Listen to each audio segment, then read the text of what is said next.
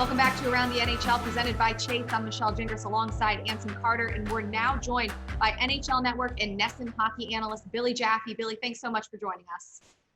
Wonderful to be here. I love being part of MSG. Whenever they want, I'm happy to be here. Yeah, you got a little MSG. Email, Billy.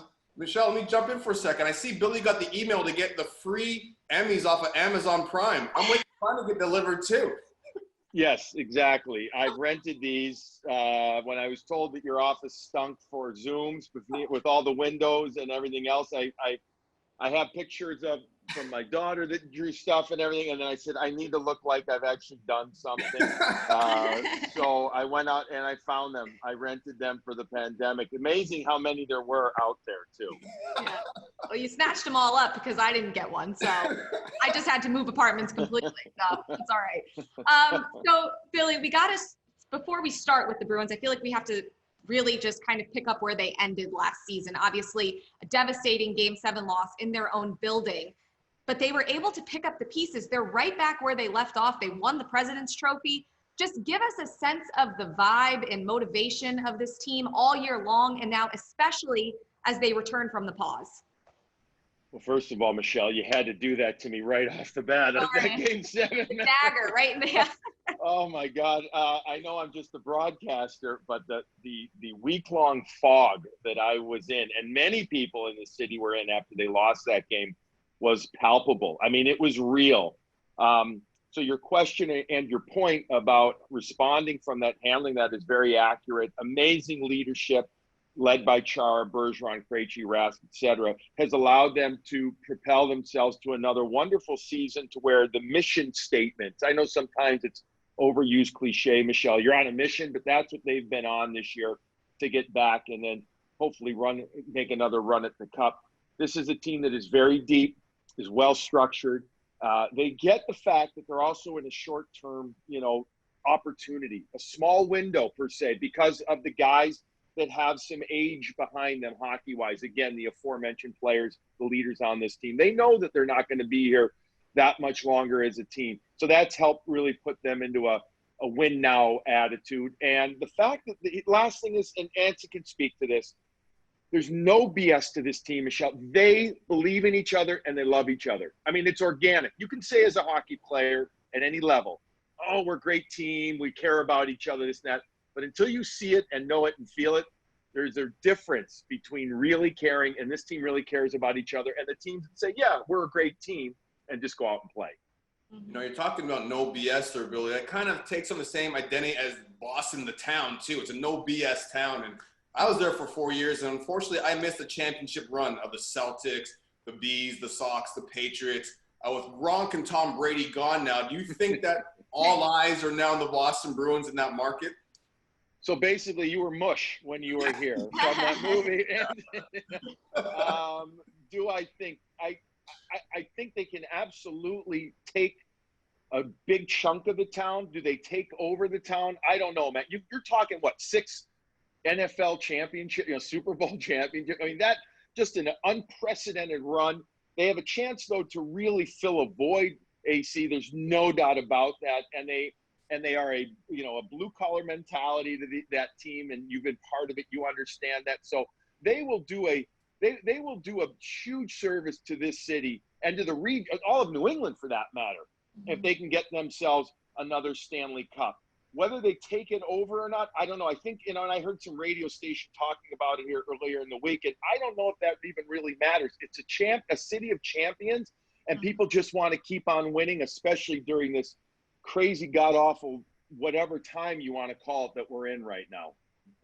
Billy, you brought up a great point about that window closing, and I wanted to ask you about that. Do you think that we've arrived at a confluence between heightened expectations and that closing window? Like, would it be too dramatic to say that this is kind of do or die for this current look Bruins team? Probably. Dramatic, well, that's what we do. We're in the sports talk business, right? So, listen, here's the reality. With the NHL and the PA coming to an agreement and keeping the cap where it is, however, we all understand escrow and et cetera, while it's great that the cap is flat per se, That's not going to help a team out like the Bruins. For example, look at Torrey Krug, who's not considered one of the old guards, but he's definitely a veteran on this team. But there's a legitimate chance, Michelle, that this is going to be it for him, because the Bruins can't pay him $7 to $8 million a year now with the cap remaining flat. They're just not going to be able to.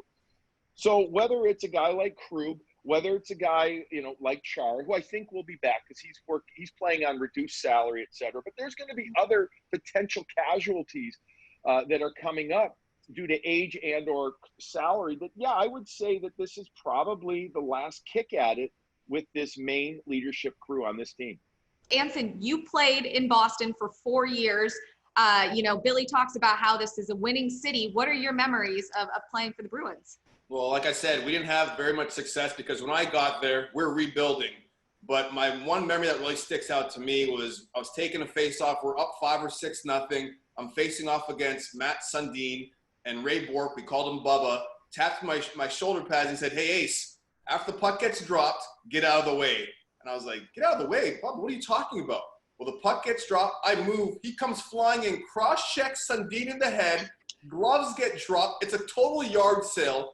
Full 5-man brawl on the ice. The crowd's going crazy. And we go back to the locker room. I said, "Bubba, what the hell was going on up there?" He goes, "He took out my knee 10 years ago when he was in Quebec. I had to get him back." Oh, my gosh. 10 years ago. So that was my second year in the league. I said to myself, you know what? If a guy on the ice says, "I'm going to get you back, kid," always keep your head in a swivel because you never know when that guy's going to get you back.